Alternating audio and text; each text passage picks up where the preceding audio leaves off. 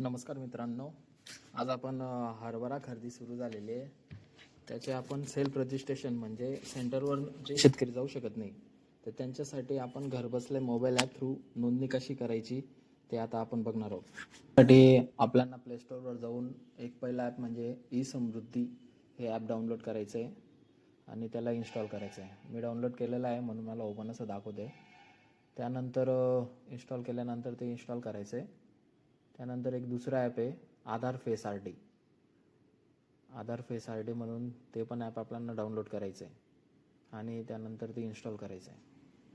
दोन्ही app install झाल्यानंतर आपल्याला ई समृद्धी ॲप ओपन करायचं आहे. तिथे मोबाईल नंबर टाकायचा आहे, कॅप्चर टाकायचं आहे.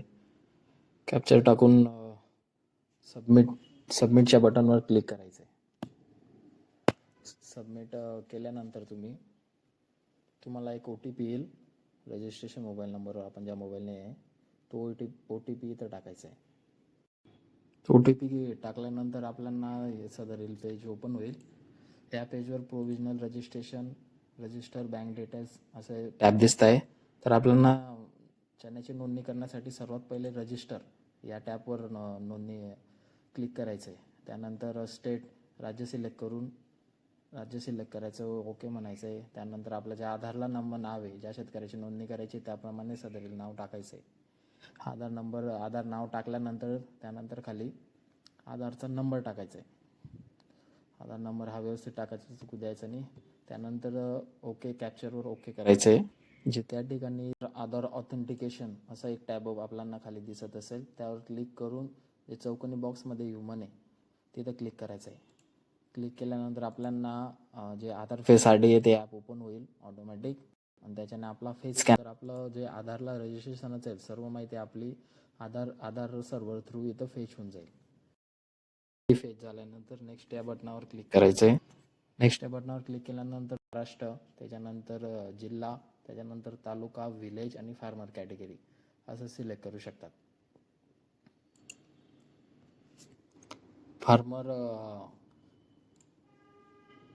फार्मर कॅटेगरी सिलेक्ट करताना त्या साईडला जे आयचं बटन दिसतं आहे, आयच्या बटनावर तुम्हाला तिथं तुमचे क्षेत्र किती आहे त्याप्रमाणे फार्मर कॅटेगरी ही सिलेक्ट करायची. त्यानंतर तुम्ही कुठल्या कास्टची ती कास्ट टाकायची. नंतर फार्मरचं फादरचं नाव टाकायचं, फार्मरच्या फादरचं नाव टाकून सपोर्टिंग डॉक्युमेंट आहे, सपोर्टिंग डॉक्युमेंटमध्ये आपला आधार कार्डचा दोघी साईडचा फोटो इथे अपलोड करायचा आहे. त्यानंतर सबमिट करायचे. सबमिट केल्यानंतर तुम्हाला पॉपअप ओपन होईल, तिथे तुम्हाला येस म्हणायचं आहे. येस झाल्यानंतर तुमची जे आधारचं रजिस्ट्रेशन असेल ते इथं कंप्लीट होईल. त्यानंतर जर तुम्हाला नॉमिनल लावायचा असेल तर येस म्हणायचं आहे, नाहीतर मग नो म्हणून पुढची प्रोसेस करायची. नो म्हणून झाल्यानंतर तुम्ही परत मागे यायचं आहे. मागे येऊन तुम्हाला स्कीम पार्टिसिपेट असं दिसेल, त्यावर क्लिक करायची. तिथे क्लिक केल्यानंतर आपली सर्व माहिती होऊन जाईल. स्कीम सिलेक्ट करताना PSS चना प्रोक्रुटमेंट रब्बी 2026 ही स्कीम सिलेक्ट करायची. स्कीम सिलेक्ट केल्यानंतर तुम्ही ॲड लँड रेकॉर्ड असं दिसेल, ॲड लँड रेकॉर्डमध्ये तिथं क्लिक करायचं आहे.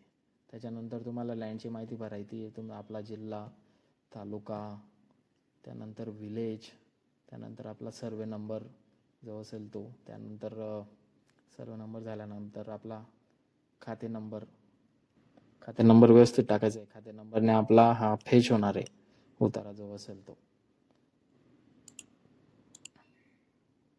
फेच झाल्यानंतर तर तिथं आपलं शेतकऱ्याचं नाव दिसेल, ज्याच्या नोंदणी करतोय आपण स्वतःचं नाव दिसेल. त्यानंतर जो इथं चेकबॉक्स दिसतोय स्टेटच्या समोर याला क्लिक करायची. त्याला क्लिक केल्यानंतर सदरील पेजवर आपली माहिती बरोबर आहे का ते नीट बघायचं आहे.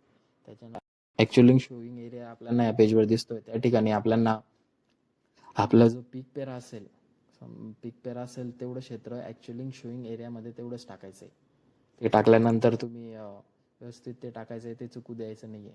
त्याच्यानंतर सदर अपलोड डॉक्युमेंट ही वरची जी टॅब दिसते त्या ठिकाणी अपलोड डॉक्युमेंट आपला 7/12 उतारा व खाते उतारा हे दोघी एकाच PDF मध्ये ॲड करून ती PDF इथं अपलोड करायची.